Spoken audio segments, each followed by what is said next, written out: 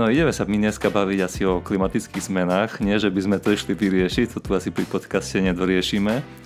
Ale vy máte taký jeden zaujímavý projekt, ktorý má aj celkom dobrý akože dopad, i taký impact na ten náš ekosystém, alebo na tú cieľovku, na ktorú má mať impact, a takou svojou troškou teda prispieva vlastne ku povedomiu o klimatických zmenách a takou trošičkou asi hádam zmierňuje tú klimatickú zmenu ako takú. Alebo zmierni v nejakom dostupnom čase, možno že lokálne. Ja vítam Fera Jankeho a Lavru Fotulovú v našom podcaste. Ahojte. Ahoj. Ahoj. Ďakujeme za pozvanie. Takisto ďakujem, že ste došli. Práve sme sa bavili, že mi hostia nejak v poslednom čase na poslednú chvíľu zachraňujú krk, pretože ako si idem z večera do rána. Ale stíhame to, akože tú pravidelnosť stíhame, takže som rád. OK, no vy ste sa tu prišli aj pochváliť s takou jednou Enviro cenou, ktorú vlastne udeľuje nadácia VUB. Vy ste vlastne za tento projekt, o ktorom sa budeme rozprávať, dostali takéto pekné ocenenie. Je to cena, ktorá sa volá Atlas za nejaký environmentálny počin alebo niečo v tom zmysle. Takže ako som aj spomínal na začiatku, tak asi tento projekt má dobrý dopad alebo dobré odozvy, keďže bol ocenený.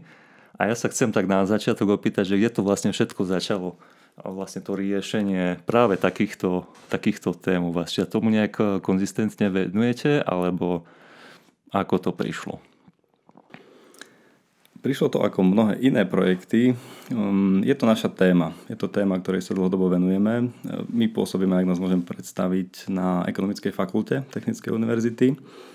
A sme tým špecialistov, ktorí sa venujú aplikačným projektom.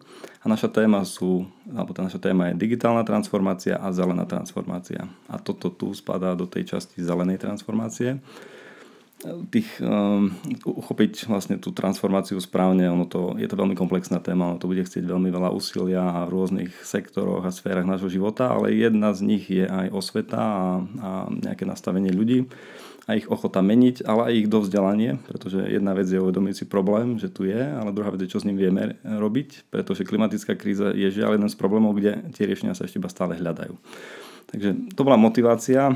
Samozrejme stále, ak viete, ako funguje projektový svet, tak čakáte na nejaké výzvy, ktoré vám tie granty ponúknú. A je to stále boj, je to konkurenčný boj. Čiže prídete s nejakým nápadom a ten nápad buď úspeje alebo neúspeje, a keď úspeje, tak získate zdroje na to, aby ste vedeli takto projekt implementovať. Čo bolo aj v tomto prípade, je to projekt, ktorý bol podporený norskými fondami, konkrétne to bol program SK Klíma. A nie je to počin len náš, Technickej univerzity, ale ten projekt bol robený v partnerstve, kde ďalšími partnermi bol Európske zoskupenie územnej spolupráce Via Carpatia, Košický samosprávny kraj a mali sme aj norského partnera Smart Innovation Norway, čo je veľmi inak veľmi šikovný a veľmi úspešný tím vedcov a inovátorov v Norsku. Je to inak, čo sa hýbete trošku v grantových schémach, je to najúspešnejší norský súkromný subjekt v rámci Horizon Europe alebo Horizon 2020. Čiže je to subjekt, ktorý má najviac tzv. Horizontov projektov za celé fungovanie v rámci Norska, čo sa týka súkromnej sféry, súkromných subjektov. Takže boli sme veľmi radi, že sme ich mali na palube, lebo tiež nám v mnohom pomohli. Takto celé začalo. Ja len som toľko chcel povedať, len aby ten norský partner práve dnes nedostal množstvo mailov zo Slovenska, že sa nejakým spôsobom chcú spájať do projektov. Kľudne pokračuj. Ja len možno ešte predsa len ti skočím do toho a chcem sa niečo opýtať, lebo vy totižto u nás na Technickej univerzite, vy ako ekonomická fakulta ste známi tým, že ste fakt dobrí v tých projektoch alebo nejakým spôsobom častokrát aj ťaháte vlastne tie projekty alebo tú našu projektovú reputáciu, čo sa týka Horizonov. A ty si spomínal, že nejakým spôsobom ste si to systematicky zadali, že ste si dali digitálna transformácia a zelená transformácia. Čiže takto to normálne funguje, že ste si dali priority a vlastne v rámci toho pokračujete, hej, vo svojich projektových aktivitách. Hlava nehlava a s klapkami na očiach. Tie témy sú dosť široké, ako dať si za témy digitalizácia a udržateľnosť alebo nejaká zelená transformácia. To sú veľmi široké témy a ekonomická fakulta má možno výhodu v tom, že je veľmi, veľmi široko uplatniteľná pre akýkoľvek iný typ projektu alebo pre akúkoľvek inú doménu. Lebo peniaze sú v princípe za všetkým. Keď robíte rozhodnutia, či v technológiách, alebo idete robiť nejakú zmenu v rámci národa alebo v rámci mesta, potrebujete vyhodnotiť aj ekonomický dopad. Takže toto nám dáva možno takú tú predispozíciu na to, že môžeme byť v širokom spektre projektov. Ale na druhej strane nie sme možno tak doménovo orientovaní na konkrétnu nejakú vec, čo možno je tá nevýhoda niekedy. Že niekedy v týchto v tom projektovom svete je výhoda mať nejaký patent v nejakom, rozvíjať si do hĺbky nejakú jednu tému a v nej byť expert. To sa nám ekonomom veľmi ťažko robí. Že my skôr vieme byť doplnkom pri takýchto projektoch, ale tým, že projekty vlastne potrebujú stále partnerstvo. Veľmi dobre to vieme, že málo ktorý projekt si robíme sami, hlavne tie zahraničné sú realizované cez konzorcia, takže stále je tam miesto napríklad aj pre tento ekonomický pohľad. A tento ekonomický pohľad zároveň je aj procesný napríklad, že zefektívňovať procesy, aj toto je tá doména, ktorej sa my venujeme. Aj digitalizácia napríklad vie zefektívňovať procesy a ten celý pohľad toho, aký to má dopad, čo to vylepšilo, čo to usporilo, to už je ekonomická téma. Takže napriek tomu, že to môže tak vyznievať, že sme si vybrali digitálnu a zelenú transformáciu, je to veľmi široká téma. A možno ešte na záver, keď môžem dodať, transformácia pre nás znamená kvázi change management. Čiže niečo dnes nefunguje a jedno, či je to nejaký proces vo firme alebo je to nejaký spoločenský problém. A tou transformáciou chceme ten problém vyriešiť, naštartovať ho, ale naša úloha tým končí a my chceme tú prácu odovzdať, alebo teda to celé riešenie odovzdať napríklad mestu, firme a nech si ona už ďalej ho akože spravuje. Čiže my sme na tú zmenu, my sme na tú transformáciu. Uh-huh. A Laura, ako je to s tebou? Ty si spadla do tej témy len tak, alebo sa tomu nejak venuješ? Tak viac menej konkrétne Young for Climate bol prvý projekt, na ktorom som sa zúčastnila, ktorého som bola súčasťou, pretože som v tíme v podstate v septembri to budú 2 roky, takže pre mňa to bolo aj osobné obohatenie venovať sa niečomu takému, pretože táto téma ma zaujíma aj v rámci osobného života, zaujíma ma, aký život budeme viesť ďalej, v akom svete budeme žiť, takže nielen pracovne to bolo veľmi zaujímavé, ale aj osobne a myslím, že pre človeka je veľká výhoda, ak tieto dve témy spojí a nerobí niečo, voči čomu má odpor, ale čo ho naozaj zaujíma a čo ho obohatí v oboch smeroch. Takže ja som veľmi vďačná za tento projekt a túto skúsenosť a veľmi ma teší úspech tohto projektu. Pretože popravde pred 2 rokmi by som si vôbec nepredstavila, že budeme kde sme.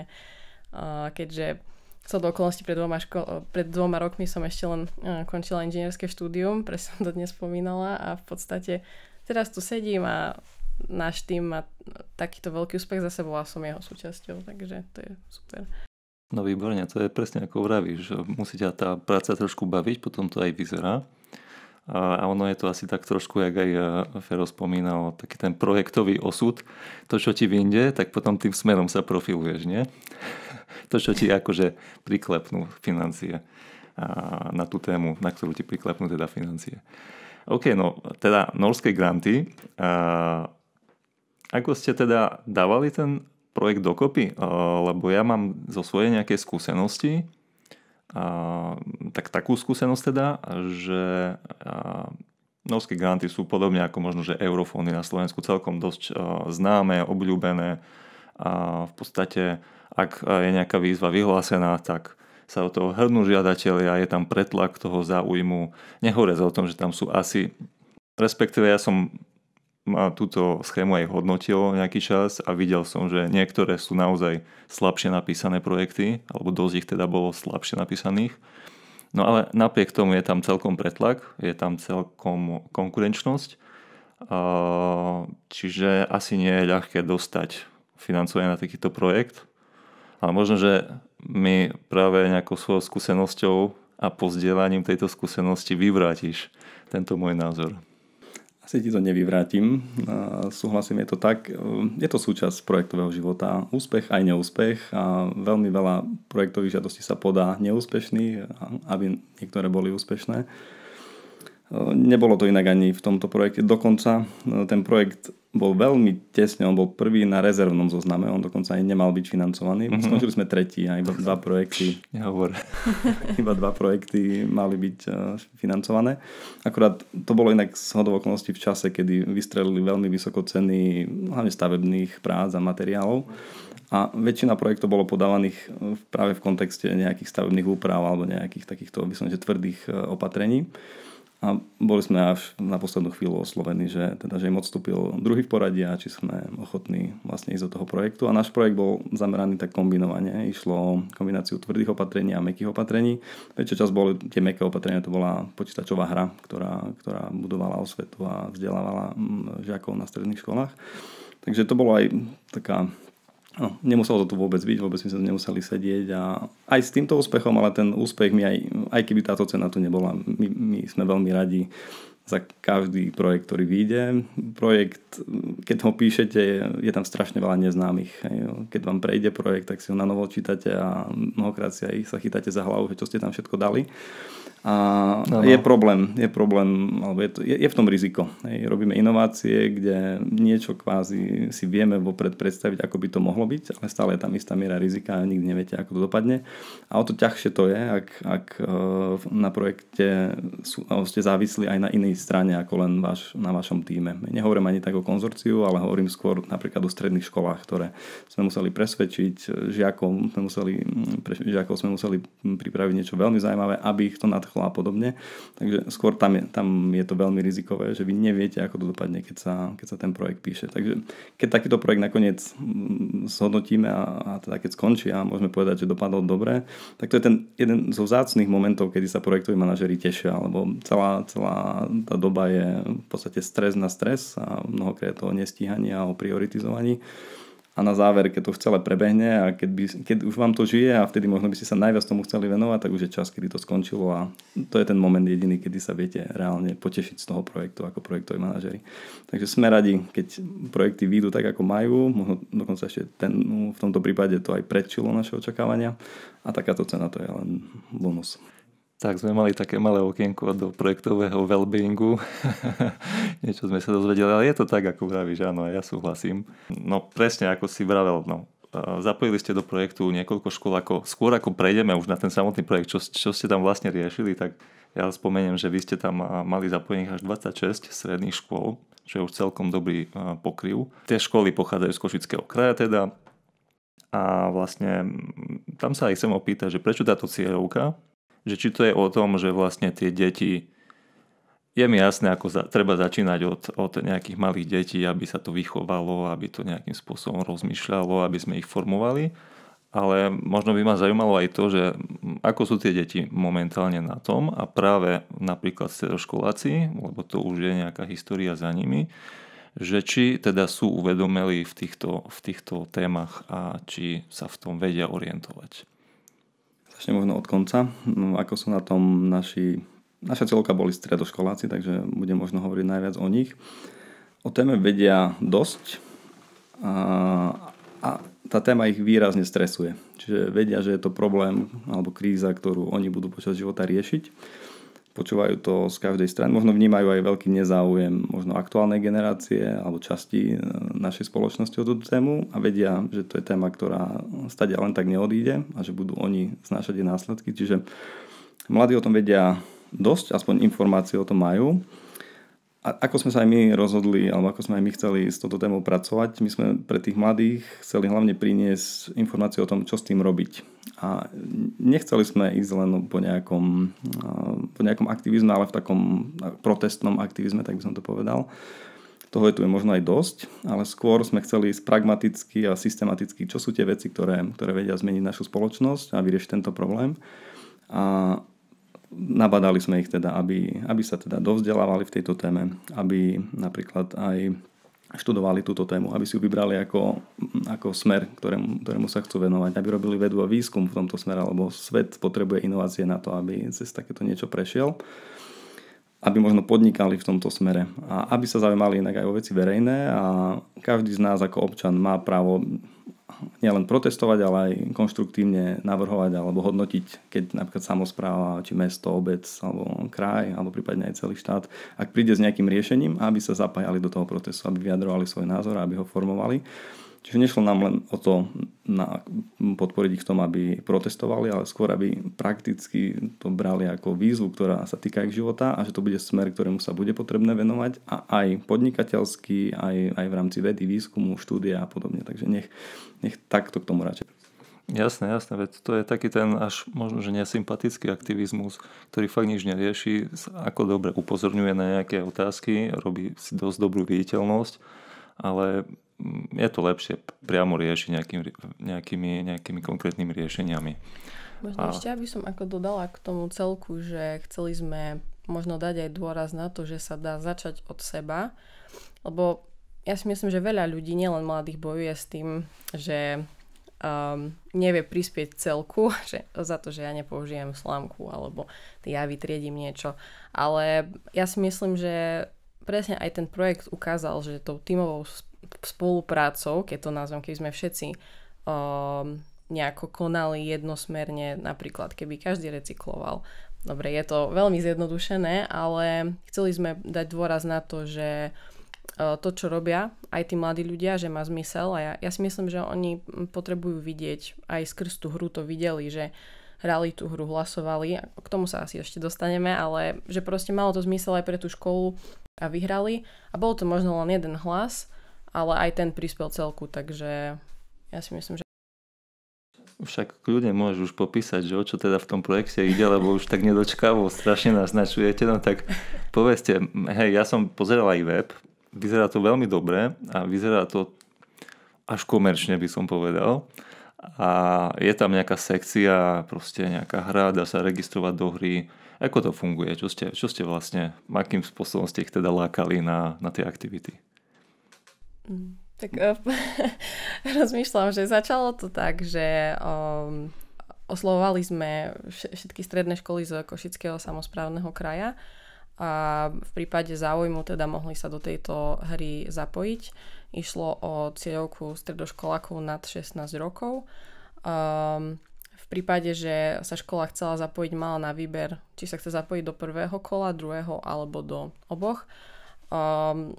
Bolo to z toho dôvodu, že v prvom kole súťažili školy o dažďové záhrady alebo zelené steny podľa svojho výberu a v druhom kole o elektrické kompostéry a recyklačné koše. Čo sme mali tú skúsenosť, niektoré školy sú veľmi aktívne a už v mnohých takýchto projektoch boli, tak nemali vyslovene záujem súťažiť o napríklad ďalšiu zelenú stenu alebo dažďovú záhradu, tak si vybrali niečo iné. Samozrejme to nevylučovalo tie školy, že by tú hru nemohli hrať, ale určite to bolo atraktívnejšie pre tie školy, ktoré mohli aj svojich študentov teda nalákať na takúto možnosť, že podporte svoju školu, hrajte tú hru a tak ďalej. Tá hra samotná bolo možné ju hrať na počítači alebo telefóne, tablete a bolo to vlastne cez web, nebola to aplikácia. Vyslovene, ktorá by sa dala stiahnuť z nejakého Google Play obchodu.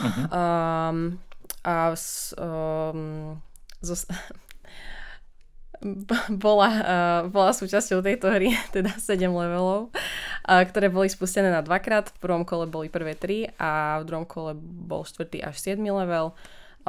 Tie sa zameriavali na adaptáciu a mitigáciu. V prvom kole to bol to level všeobecne o klimatickej kríze, potom o ničivých účinkách sucha a povodní. A ďalšie levely sa venovali skleníkovým plynom, či už z poľnohospodárstva, z odpadov a skládok, z fluorovaných plynov a z priemyslu a dopravy. Takže každý level bol zameraný jednotlivo na niečo iné. V každom tomto leveli mohli hráči nájsť 10 takých podkapitol, ktorých súčasťou bolo aj vysvetľujúce video. Bolo to veľmi zábavnou a interaktívnou formou vysvetlené vlastne, o čom tá daná téma je, aby to pochopil aj človek, ktorý možno o tom nikdy nepočul.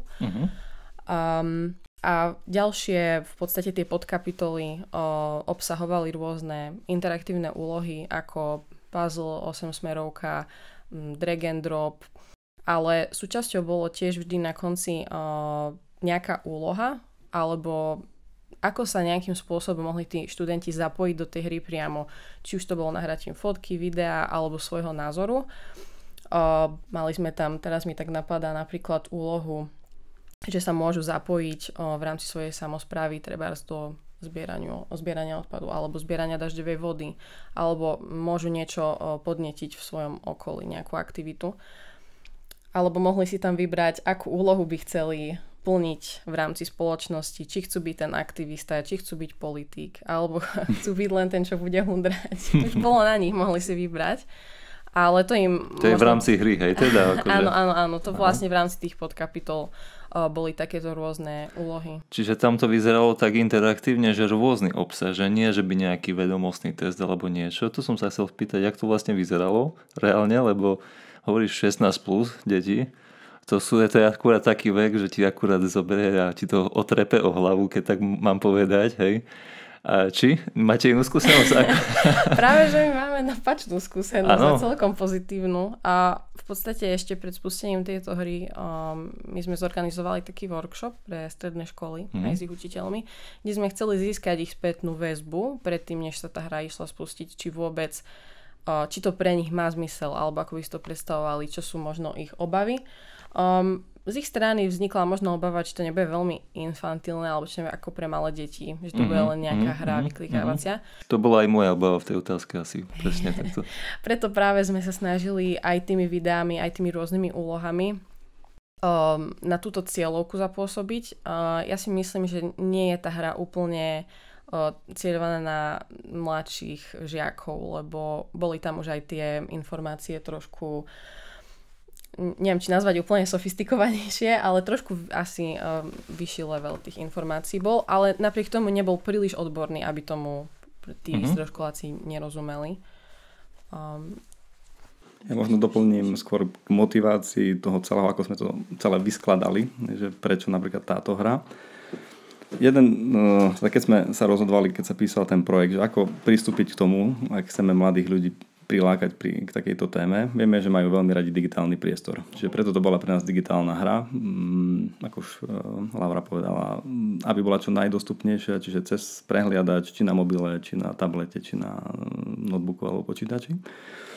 Druhá motivácia bola, aby samotná, alebo tá druhá časť v rámci dizajnu bola, aby tá hra sama o sebe bola zaujímavá. Že keď si ju niekto hrá, aby ten bral ako povinný čas, nejaký nutne strávený čas, lebo mi to učiteľ povedal, ale že nech sa tam fakt dozvie niečo, čo ho zaujme.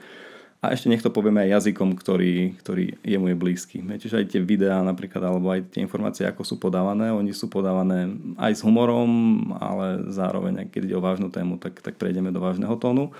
Ale aj tie príklady boli z ich života. Napríklad, keď sme hovorili o bioodpade, alebo teda o odpade z potravín, tak ako ten hlavný leitmotiv videa bol, že koľko toho ostane po košickej piatkovej noci pri kontajneroch, napríklad koľko je tam nedojedených píc na tých koncov. Hej, že keby sa to celé dalo do jedného radu, či by to pokrylo celú hlavnú ulicu napríklad. Hej, čiže ideme do toho jazyka. To hádam nie. Nemerali sme to, ale dali sme to ako hypotézu kvázi, lebo je to niečo, čo mladí zažívajú. Sú v piatkovú noc v meste a na druhý deň, keby sa prešli po hlavnej, tak vidia, koľko jedla je pri kontajneroch, najmä z tých trojuholníkov píc, ktoré sa tak dobre jedia v noci.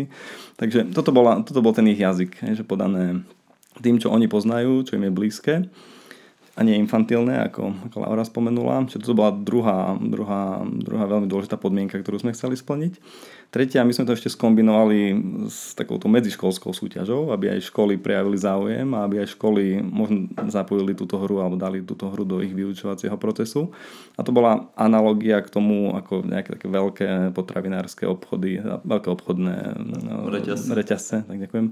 Ako tieto reťazce organizujú takéto celoslovenské súťaže, kde sa dá vyhrať nejaké ihrisko a niečo podobné. Čiže toto bol druhý, teda ďalší motivačný moment pre školy, ak zapojíte alebo ak zmobilizujete svojich žiakov, ale nie iba žiakov, ale aj ich rodiny, čo je ďalšia vec, tak máte šancu niečo získať pre svoju školu, a to boli buď tie dažďové záhrady, zelené steny, alebo potom elektronické kompostéry a koše na separovaný odpad, bioodpad najmä. Čiže viacero akoby skombinovaných motivácií, ktoré by dokopy mali nejak sedieť a malo by to celé fungovať. Čiže toto bola tá motivácia, a ešte možno tak predtým som nezodpovedal otázku, že prečo stredné školy. Tak okrem toho, že ako som už povedal, že stredoškolákov sa táto téma týka extrémne. Oni už poprvé rozumejú tej téme, a na druhej strane možno stále majú ešte nejaké obavy alebo nevedia, ako ju riešiť. Ale po ďalšie, tie stredné školy a hlavne žiaci teda sú ešte aj bránou k ich rodinám. To, čo zažije študent alebo žiak v škole, väčšinou o tom hovorí doma. A v tejto hre dokonca mohli hrať tú hru aj priatelia, rodiny a rodičia a podobne. Neobmedzovali sme to len na žiakov. Takže toto bol ďalšie, akože je to taký medzikrok k väčšiemu množstvu ľudí. No, čiže toto bola vlastne motivácia, a plus, ono to nie je náhoda, ale Košický kraj samosprávny je vlastne tá organizácia, ktorá napríklad v našom kraji aj manažuje alebo teda zodpoveda za stredné školstvo. A spadá vlastne do jej pôsobnosti. A toto už nebol prvý projekt, ktorý sme my práve s odborom školstva na KSK mali. Čiže už tam bola nejaká historická skúsenosť, už v podstate bola aj nejaká dôvera možno KSK voči Technickej univerzite v tomto smere. A keď videli, že takýto nejaký projekt zamýšľame, tak veľmi rýchlo sme sa vedeli dohodnúť, že do toho ideme. Čiže to už je potom takéto následnosť, že vieme, koho by sme asi chceli získať, zároveň už vieme, že tá skúsenosť KSK tu je a že má záujem o takéto aktivity. A logicky to vyústilo do takéhoto nápadu, v podstate, ktorý teraz popisujeme, a do takého konštruktu, že to je cieľovka, ako to celé zorganizovať. Už iba dopoviem jednu vec, lebo ten úspešná spolupráca, ktorú sme mali s KSK, bol predtým projekt, ktorý sme realizovali, ktorý sa volal InnoSchool.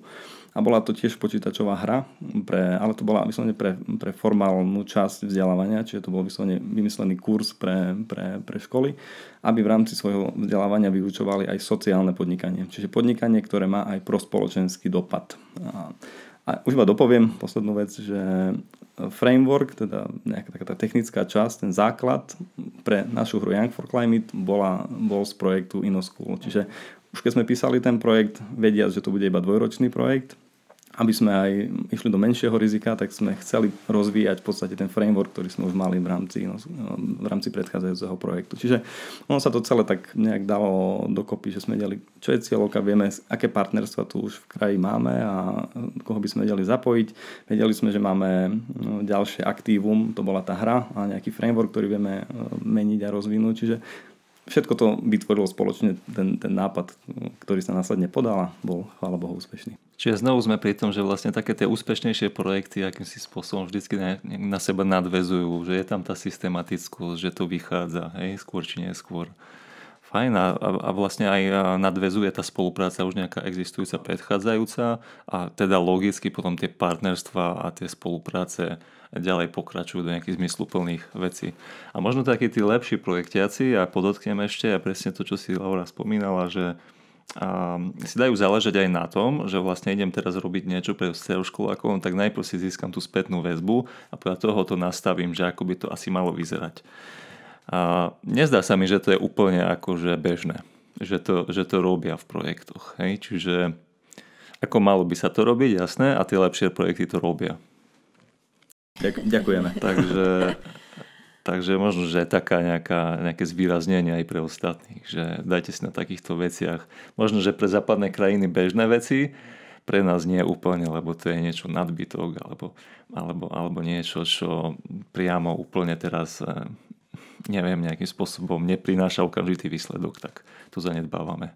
Mne sa páči, ako si ešte sa na začiatku pýtal o tom hľadom toho formovania možno tej mládeže. Podľa mňa tento projekt je aj veľmi dobrý v tom, že sa fakt zameriava na tú mládež a že to nie je možno robené nejako viac populárne, čo ja viem, všeobecne medzi ľudí alebo dospelých, lebo tá mládež ešte, podľa mňa tam je stále tá nádej, že to svoje správanie vedia zmeniť adekvátne danej dobe, lebo podľa mňa sa s tým stretneme, či už teraz alebo 10 rokov, a je jedno, koľko my budeme mať rokov, tie veci sa neustále a veľmi rýchlo menia. A to hovorím ako v podstate, že mladý človek, ale vnímam to aj tú klimatickú krízu už dávnejšie, že niečo také proste tu bolo dlhodobo, ale myslím, že ešte možno v časoch, keď ja som bola stredoškoláčka, sa to takto určite neriešilo. My sme nemali ani environmentálnu výchovu. Možno tak na biológii sme sa tomu trošku okrajovo venovali. A teraz v podstate, aspoň čo som dostala čo sme my dostali tie spätné väzby a keď som to tak hlbšie pozrela od tých učiteľov a riaditeľov, že kde vôbec tú hru hrali s tými študentami, tak bolo to zväčša na environmentálnej výchove alebo na biológii. Ale čo sa mi veľmi páčilo, keď poviem k tým spätným väzbám, že tí študenti nemali pocit, že ich niekto do toho núti. Oni to sami chceli. Aj sa nás aj pýtali aj riaditelia, či bude pokračovanie, chceli by pokračovanie, pýtali sa aj na iné predmety, či by to nemohlo byť, že oni to vnímali ako veľké obohatenie vyučovacieho procesu a nie nejakú len čiarku, musím si dať, lebo mali sme to nakázané. A my sme v podstate mali ešte jeden workshop so študentami už po ukončení tej hry a možno to tak prepojím, lebo súčasťou tohto projektu boli aj study visits, že náš tým sa zúčastnil study visit v Norsku a potom norský tým zo Smart Innovation Norway prišli do Košíc. My sme v podstate boli, keď ten projekt začínal a oni prišli už vlastne koncom projektu a keď oni prišli, tak oni boli tiež súčasťou toho workshopu, ktorý oni pripravili pre tých študentov. Bolo to v podstate, myslím, všeobecne tak aj o klimatickej kríze, ale môžeš povedať k tomu viac o tom workshope, keď ti napadne niečo. Lebo rozmýšľam. Zúčastnil som sa ho, takže trošku... Rozmýšľam za pochodu. Fotka bola, dôkaz bol, hej.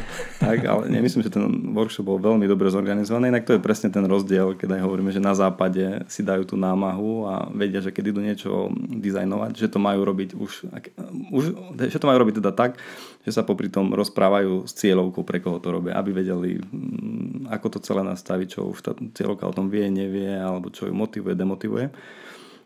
To bolo vidieť aj na tomto workshope, kde tie otázky už fakt, alebo ten workshop bol smerovaný k tomu, aby mladí pochopili, že ak výjdu iba zo svojho súkromného sveta, mňa ako individuality, do komunity, vtedy sa začnú diať veci.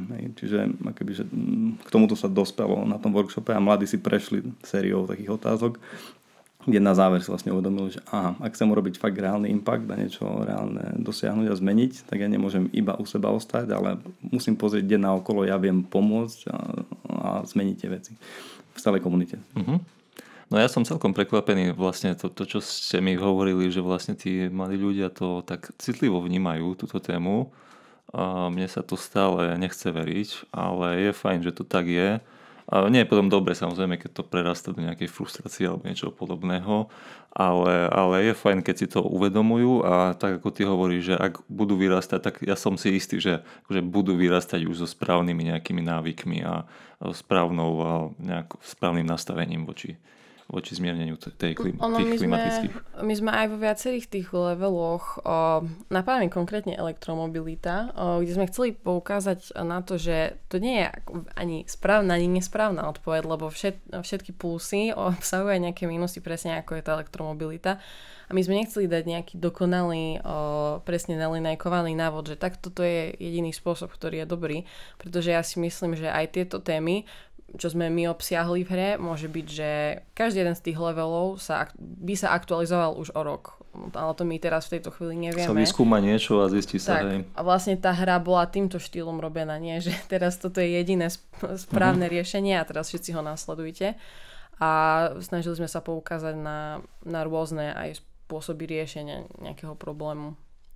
A takéto skôr postupy a takéto myslenie, možno že kritické, asi aby nejakým spôsobom... Určite sme v celej hre pracovali aj s dátami napríklad. Že keď sa niečo hovorí, či tomu verím, neverím, tak dáta mi jasne povedia, či to je alebo nie je fakt. Takže mnohokrát v tej hre boli poprepletané dáta, ktoré boli výsledkom štúdií a nejakých výskumov. Toto bol jeden z motivov aj trošku im teda bojovať proti nejakým tým negatívnym kampaniám, ktoré sa tu dejú a fake news a podobne. Ja by som ale k tej celej téme, lebo áno, je to téma napríklad na školách nová. Hej, my sme to ako mladí nezažili. A je to podľa mňa také úplne prírodzené, sa takto posúva, ale tiež nie som úplne fanúšik tých tendencií a takých emočných, že teraz všetko, čo je zlé, že sa teraz potrebujeme úplne vzdať celého komfortu, alebo že teraz všetci tí, ktorí tu 20-ky a dekády posledné niečo budovali, že to ťahali zlým smerom. Lebo tí ľudia robili to najlepšie, čo vedeli v danej dobe, robili to efektívne a aj napríklad s cieľom zvýšiť komfort nášho života, čo sa udialo. My dnes žijeme fantastickú dobu. A odpoveď na to nemám, že teraz všetko je zle. Aj tá lineárna ekonomika napríklad, ktorá extrémne spotrebúva zdroje a tak ďalej, priniesla nielen komfort, ale priniesla aj liečenie chorôb, priniesla výrazne dlhší život, v akej kvalite ho dnes vieme žiť a podobne. Je to veľmi veľa dobrých vecí, ktorá táto celá generácia pred nami tu doniesla, preto na akékoľvek poukazovanie, že ty si za to vinný alebo ty, nie. Toto bol proste model, ktorý dáva v danom čase zmysel a bol ten najlepší možný, ktorý svet si vedel predstaviť. Ak už my dnes vieme, že tento model nie je udržateľný, tak musíme zase hľadať systematické riešenia, ako to zmeniť. A tiež treba aj veriť tomu, že aj tá veda a výskum mnohé veci ešte dnes nevie povedať. Napríklad elektromobilita nie je nutne odpoveď, ale je to možno dobrý medzikrok, a kým dojdeme k nejakej správnej odpovedi. Čiže aj s týmto sme chceli pracovať. Že nerobiť tu nejaké súdy alebo možno aj takto emočne nebičovať, lebo to vôbec ničomu nepomôže.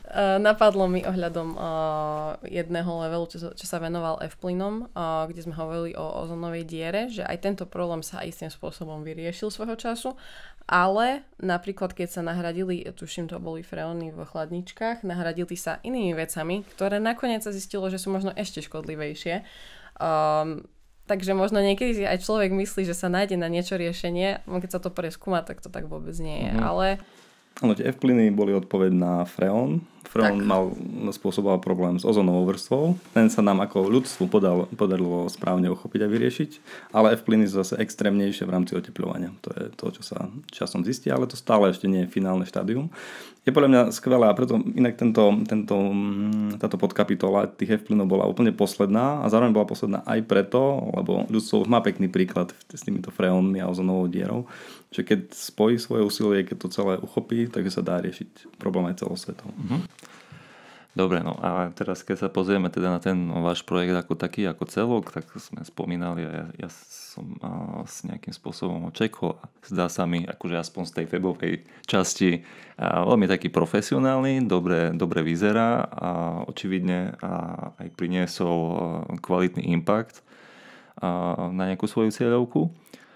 A teraz by ma zaujímalo možno, či máte nejaké také odporúčania, nejaké tipy, že akými spôsobmi možno takýto projekt dať dokopy, na čo si dať pozor, na čo ste sa možno že popalili a zistili, že toto by ste urobili radšej inak.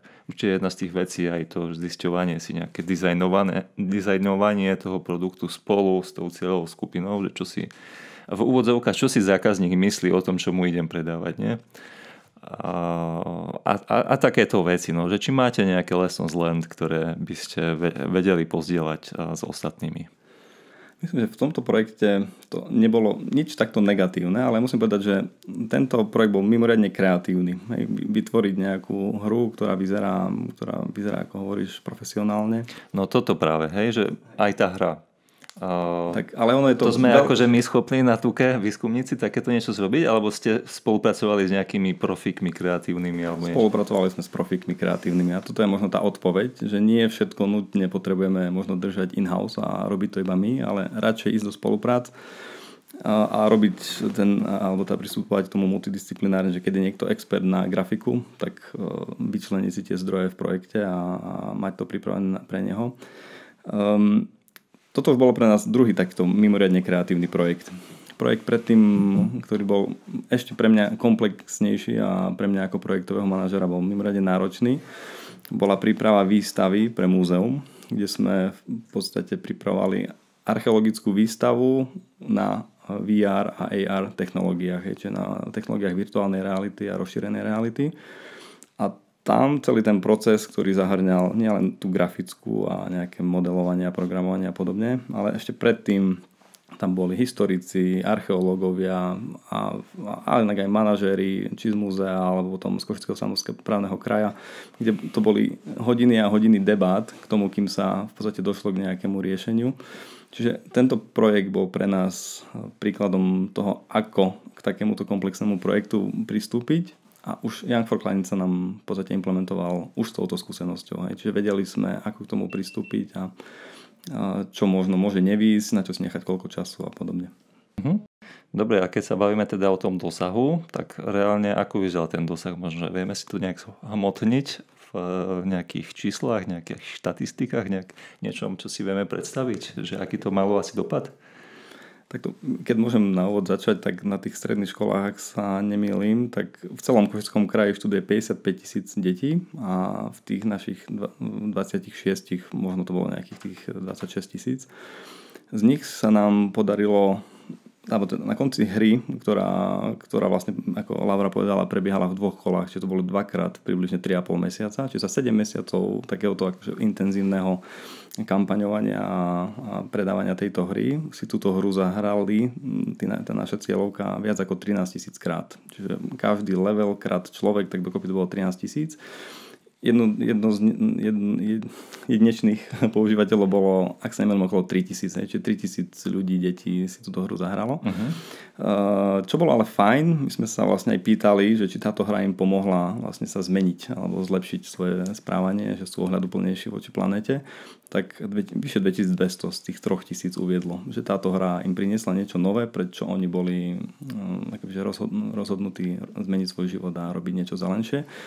Čiže toto je jedna tá časť impaktu, taká tá číselná, možno taká ešte kvalitatívna, čo Laura to mnohokrát tak pekne povie, že až slzička vyšla niekedy z tých odpovedí, tak možno ty vieš zazdieľať nejaké takto pekné odpovede. My sme potom mali takú požiadavku na všetky zúčastnené školy, respektíve nie na výherné školy, keďže každá z tých výherných škôl má na našom webe v podstate vlastnú sekciu, kde budú zverejnené postupne vystavané tie zelené opatrenia. Kde sú aj tie zelené opatrenia vysvetlené aj pre širokú verejnosť, ak si o tom chcú načítať, či už aj žiaci na tej škole skrz QR kód. My sme aj zbierali od nich tú spätnú väzbu, aby sme ju tam vedeli tiež zahrnúť ako do celku. Takže ja som mala tú časť, že som si prečítala všetky tie spätné väzby a ma to tak veľmi zahrialo pri srdci a možno som viac aj pochopila, prečo niekto rád spolupracuje s mládežou, že im proste človek vie niečo odovzdať a vidí ten výsledok skrz toho, že čo sa týka učiteľov, dobre, oni to hodnotili samozrejme z výučbového procesu, že ich výučbový proces to obohatilo a samozrejme aj pre nich to možno bolo také, keď to môžem nazvať odľahčenie, ale zároveň nejaké otázky vyvznikali. My sme aj samozrejme s tými učiteľmi sa stretli, keď bolo oficiálne odovzdávanie tých certifikátov k daným zeleným výhram. Oni boli veľmi aktívni, naozaj to aj mňa veľmi príjemne prekvapilo, ako veľmi tieto školy sa chcú zapájať do takýchto projektov. Ale na tej študentskej časti sa mi veľmi páčilo, že začali viac aj svoju rodinu angažovať do týchto vecí. Napríklad bola tam spätná väzba, ktorá sa týkala toho, že začali zbierať dažďovú vodu do nejakého súdu v dome. Alebo začali kompostovať a že prehovorilo rodičov, aby mali zvlášť recyklačný kôš doma. Potom bolo tam niečo v tom zmysle, že v autobuse, keď spolu cestovali do školy, že sa normálne pretekali, kto prvý ukončí ten level a že kedy už bude ďalší. A oni tam boli rôzne časové odstupy a že proste oni už boli celý bez seba, že nie je ďalší level spustený a že to je vážne koniec, že 7. level, že oni by ešte chceli hrať a súťažiť aj za tú školu, aj za seba. A veľmi sa im páčila tá grafika, toto chválil hádam každý a aj tie videá, že pre nich boli zábavné. Takže toľko z tých kvalitatívnych spätných väzieb. Tak to si musíme pozrieť. No, my sme tu tak žhavo rozprávali, že jedna kamera nám odišla, tak možno, že ten záber teda nahradíme nejakými screenshotmi alebo možno nejakými priamo videami z tej hry, aby sme si všetci vedeli predstaviť, ako to vyzerá. Ja som to nevidel, takže som celkom zvedavý. Ako táto hra momentálne je dostupná stále na hranie. Funguje to už tak, že užívateľ si vie zahrať akýkoľvek level, lebo v tom čase, keď tá hra, respektíve ten projekt bežal, tie levely neboli spustené naraz, ale postupne. A bola tam podmienka, že človek musel dohrať prvý level na to, aby sa dostal do druhého. A teraz sme to chceli viac nechať otvorené verejnosti a aby si každý mohol odskúšať podľa chuti. Dobre, super, tak veľmi pekne ďakujem, že ste pozdieľali teda svoju skúsenosť, možno, že aj ukázali, že ako robiť taký nejaký zmysluplný projekt, aj keď nie nejaký svetaborný, výskumný, ja neviem aký, taký ten typ, viete, kedy ani samotní tí výskumníci nevedia, o čom je ten projekt. A to sú také príjemné práve že projekty a s reálnym pekným impaktom, čiže fajn, ja sa z toho teším a možno, že práve na to nejak nadstavia, neviem nájsť teraz správne slovo, nejaký ďalší projekt s ešte lepším nejakým zmyslom, dopadom. Tak veľmi pekne teda ďakujem a nám sa vidíme aj potom pri nejakom ďalšom úspešnom projekte, alebo možno, že vy zdieľate na budúce aj nejak vaše fungovanie, teda vašeho projektového pracoviska, ktoré tam máte. Že ako som hovoril, naozaj vám to ide celkom pekne a možno, že by ste vedeli teda odovzdať niečo cenné aj pre ďalších. Radi, ďakujeme za pozvanie a za aj príjemný rozhovor, musím povedať. Tak, ďakujem teda. Ďakujeme. A ja ďakujem. Ahojte, čaute. Ahoj.